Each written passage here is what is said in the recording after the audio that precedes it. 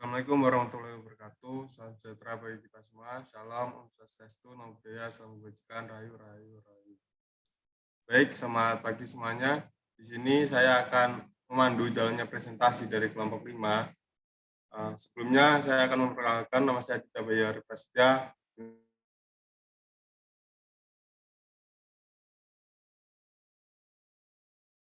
Timur Tengah. Oke, saya akan membacakan anggota dari kelompok 5. Yang pertama ada Anis Farhatun dengan NIM 73114190003, Rizaldi Akbar dengan NIM 73114191178, Nadia Salsabila dengan NIM 73114191184, Merlina Aninda dengan NIM 73114191189, kemudian yang terakhir ada Vandalina Giovanni dengan NIM 73114192237. Oke, untuk topik pertama Afrika akan dijelaskan oleh rekan saya. Waktu dan layar saya persilahkan. Baik, terima kasih. Yang pertama ada Afrika. Negara-negara di seluruh Afrika memiliki perbatasan yang ditentukan oleh penjajah Eropa Barat yang membagi benua di antara mereka sendiri pada abad ke-19. Pengelompokan etnis atau suku menemukan diri mereka dibagi oleh batas-batas politik yang digambarkan pada peta. And next.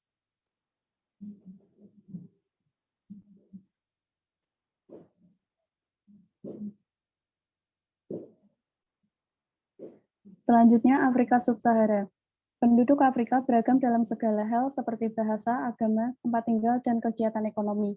Mayoritas masyarakatnya tinggal di luar kota dan kota dalam budaya primitif di mana agama animisme kuno menentukan tatanan sosial. Organisasi ini didasarkan pada keluarga patriarki, mengikuti hierarki yang ketat di mana patriarki memiliki otoritas mutlak atas seluruh komunitas garis keturunan atau klan. Dengan meningkatnya aktivitas ekonomi dan peningkatan transportasi lokal, orang-orang bermigrasi ke kota-kota dari pedesaan untuk mendapatkan pekerjaan dan untuk menghidupi keluarga mereka di pedesaan. Agama Kristen dan Islam sering menggantikan agama animisme di mana di daerah perkotaan yang sedang berkembang. Eropa sampai batas tertentu mengembangkan tanah yang mereka jajah, tetapi sejak pindah ke kemerdekaan, kediktatoran yang muncul di masing-masing negara telah meniadakan sebagian besar keuntungan ekonomi yang diciptakan oleh pembangunan. Baru belakangan ini, benua tersebut mulai melakukan transisi ke pemerintahan yang dipilih secara demokratis dan bisnis yang diprivatisasi. Contoh negara yang akhir-akhir ini mengalami perkembangan bisnis yang pesat adalah Nigeria. Dan next. Selanjutnya ada ciri-ciri kepribadian Afrika. Pada dasarnya, budaya Afrika tidak diskriminatif dan tidak mempromosikan prasangka. Ini menjelaskan kesiapan orang Afrika untuk merangkul rekonsiliasi dalam politik dan bisnis. Ini didukung oleh kekerabatan dekat yang diamati melalui totem atau nama klan dan sistem keluarga besar. Sebuah optimisme abadi merupakan bagian integral dari Afrika, terutama karena keyakinan agama yang dipegang teguh. Mutabazi menggarisbawahi karakteristik ini ketika menyatakan bahwa kesatuan budaya masyarakat Afrika melebihi keragamannya. Masyarakat ini memiliki kumpulan nilai dan kepercayaan yang sama sehingga setiap desa atau kota, pemerintah daerah atau perusahaan menampilkan fenomena dan perilaku sosial yang sama. Hubungan ini sama di wilayah yang mungkin secara geografis sangat jauh satu sama lain atau sangat berbeda satu sama lain dalam hal iklim, agama, atau bahasa. Selain itu, sebagian besar perusahaan lokal menolak gagasan persaingan antar pribadi di antara karyawan, seperti yang ditemui dalam model Amerika Utara. Oleh karena itu, mereka misalnya tidak mengalokasikan bonus kepada individu untuk kinerja atau produktivitas ekstra. Baik, selanjutnya akan dijelaskan oleh teman saya. Selanjutnya adalah Spotlight 4.6 dengan judul Why Afrika. Untuk membentuk jenis pemerintahan nasional, administrator kolonial Eropa mulai menciptakan tradisi untuk Afrika yang prosesnya bisa lebih diterima oleh penduduk asli. Seperti yang terjadi ketika para administrator menghormati adat Afrika kuno, padahal faktanya semua hanya diciptakan oleh kodifikasi kolonial. Dengan menciptakan citra Afrika dalam tradisi yang tak berubah, para penjajah mengutuk benua itu untuk hidup dalam momen yang direkonstruksi dari masa lalunya. Dampaknya adalah pembangunan di Afrika menjadi terhambat selama beberapa dekade, dan tradisi yang paling parah yang diwariskan oleh kolonial adalah gagasan tribalisme. Sama seperti setiap orang Eropa milik suatu bangsa, setiap orang Afrika harus menjadi bagian dari suku, unit budaya yang dengan bahasa yang sama, sistem sosial tunggal, dan hukum adat yang mapan. Agak seperti yang dilakukan Yeats dengan orang Irlandia yang sama-sama kehilangan haknya. Next. Untuk melawan kesukuan ini, beberapa pemimpin Afrika memproklamirkan negara partai tunggal sebagai satu-satunya cara untuk mengendalikan persaingan berlebihan berbasis etnis untuk modernitas global pendidikan, kesehatan, dan pengentasan kemiskinan. Demokrasi kompetitif menurut mereka hanya akan menyebabkan kemiskinan. Namun, aturan satu partai yang tidak dibatasi oleh pemeriksaan moral komunitas bersama memiliki hasil yang sama. Itu terbukti menjadi topeng penindasan etnokrasi dan kleptokrasi. Dari 107 pemimpin Afrika yang digulingkan antara tahun 1960 dan 2003, dua pertiganya dibunuh, dipenjara atau dibuang ke pengasingan. Hingga tahun 1979, 59 pemimpin Afrika digulingkan atau dibunuh. Hanya 3 yang pensiun dengan damai dan tidak ada satupun yang dipecat dari jabatannya. Tidak ada pemimpin Afrika pertahanan yang pernah kalah dalam pemilihan sampai tahun 1982. Next. Selanjutnya akan dijelaskan oleh teman saya. Baik, terima kasih. Selanjutnya, Afrika Selatan, negara pelangi. Pelangi, simbol Afrika Selatan yang baru-baru ini diadopsi, mencerminkan budaya besar negara itu perbedaan. Meningkatnya migrasi dari kota ke negara, seperti yang disebutkan sebelumnya tentang Afrika secara keseluruhan, dalam membantu menciptakan kontras perkotaan atau perdesaan yang tajam dalam masyarakat Afrika Selatan. Di negara pedesaan, nilai-nilai tradisional masih berlaku. Kepala keluarga menentukan cara bisnis berlangsung dan cara itu dilakukan. Sedangkan mereka yang pindah ke perkotaan adalah tunduk pada banyak pengaruh orang lain yang tinggal di sana, termasuk arus migran yang besar dari negara tetangga.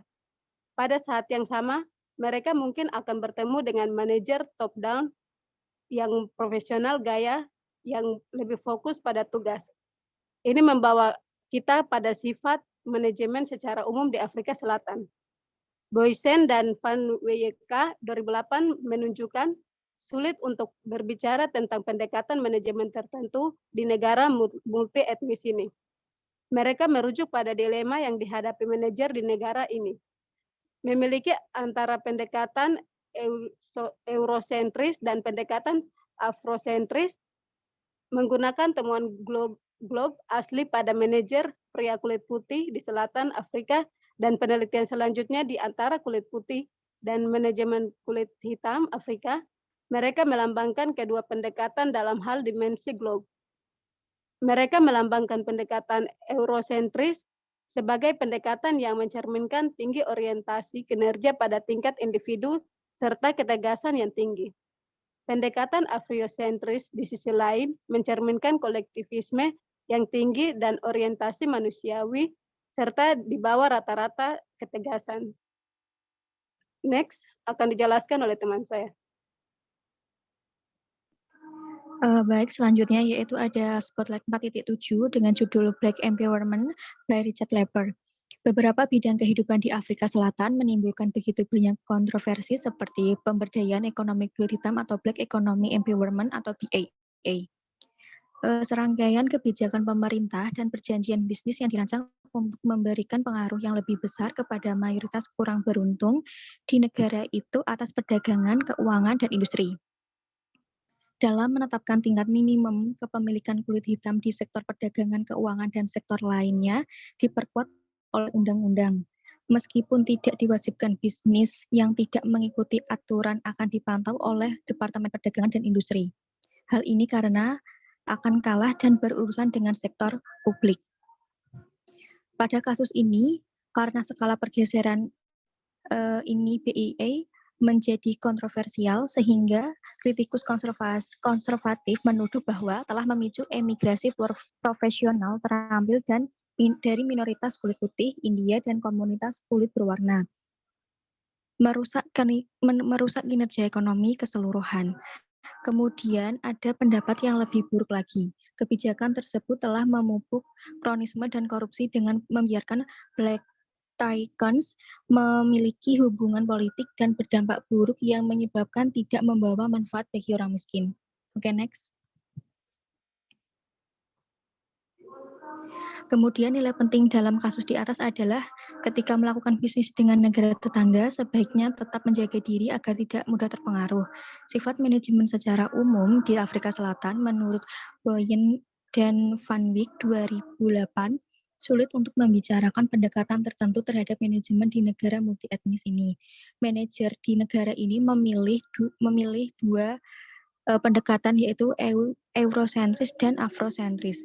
Pendekatan eurosentris sebagai pendekatan yang mencerminkan orientasi kinerja tinggi pada tingkat individu serta ketegasan yang tinggi. Pendekatan afrosentris mencerminkan kolektivisme dan yang tinggi, orientasi manusiawi dan ketegasan di bawah rata-rata. Oke, selanjutnya akan dijelaskan oleh teman saya. The Middle East atau Timur Tengah. Bahasa dan budaya adalah faktor nomor satu. Dengan agama Islam memberikan kepercayaan yang menyeluruh dan rasa identitas dan komunitas yang kuat, Islam menyebar pada abad ke-7 dan bersamaan dengan bahasa Arab, yang pernah menjadi bahasa suku di Jazirah Arab. Negara-negara Arab saat ini dibentuk setelah pecahnya Kekaisaran Ottoman selama Perang Dunia Pertama, dari 1914 sampai 18. Semua negara sering berkumpul bersama karena banyak fitur budaya yang mereka miliki bersama.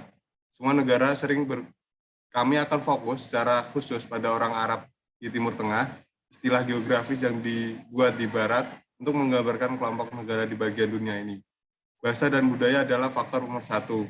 Dengan agama Islam memberikan kepercayaan yang menyeluruh dan rasa identitas dan komunitas yang kuat, Islam menyebar pada abad ke-7 dan bersama dengan itu bahasa Arab yang pernah menjadi bahasa suku di Jazirah Arab.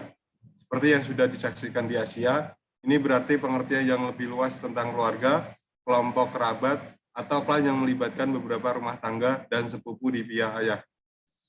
Keluarga tetap menjadi struktur sosial Arab. Keluarga dijalankan secara disiplin oleh ayah yang otoriter. Sebagai besar bisnis Arab adalah milik keluarga dan disiplin dipertahankan oleh seorang pemimpin yang memiliki kontrol pusat yang kuat dan hierarki yang ketat. Kesadaran yang cukup besar yang dimiliki orang Arab tentang lingkungan sosial dan ekonomi mereka adalah fitur nyata dari budaya bisnis mereka.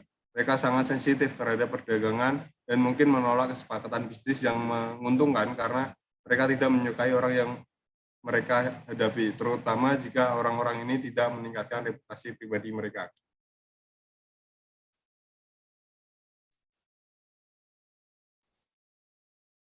Selanjutnya, orang-orang Arab cenderung menangani otoritas secara terpusat dengan jarak kekuasaan yang tinggi. Namun pada saat yang sama, mereka menginginkan sebuah pintu terbuka untuk semua pendatang, tinggi atau rendah, dan untuk berkonsultasi dengan cara para syekh.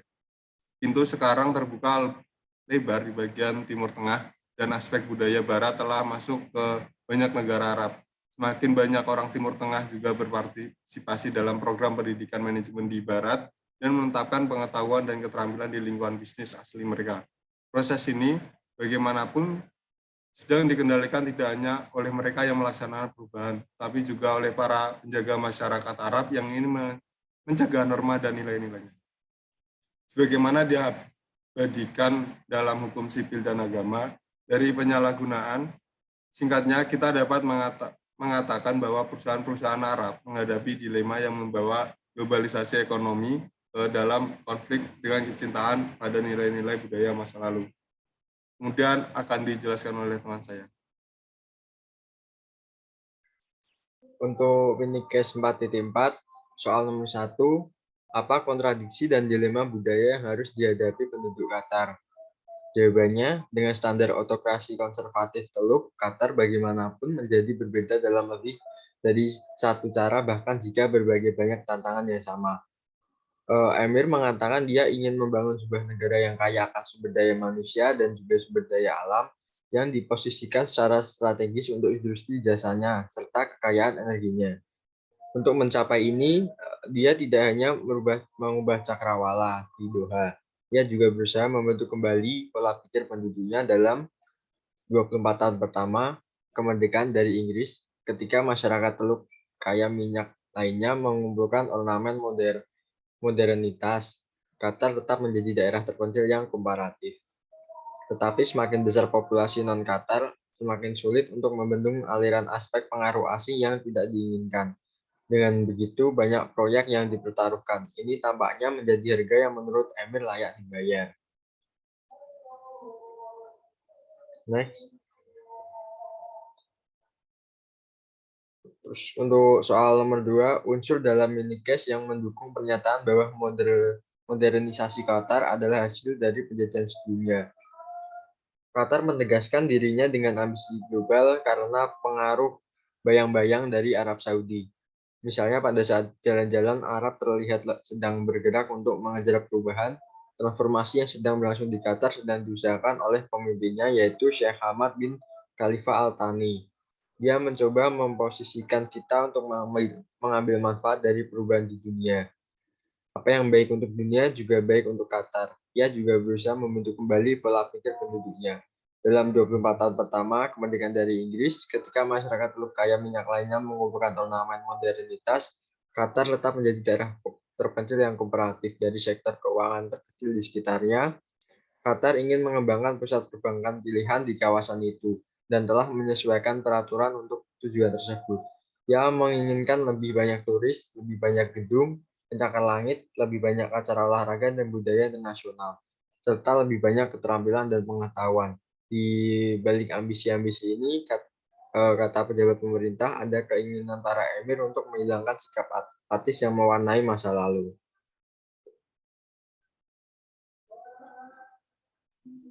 Sekian presentasi dari kelompok 5. Semisal ada pertanyaan, silakan diajukan. Sekaligus saya menutup presentasi pada hari ini. Wassalamualaikum warahmatullahi wabarakatuh.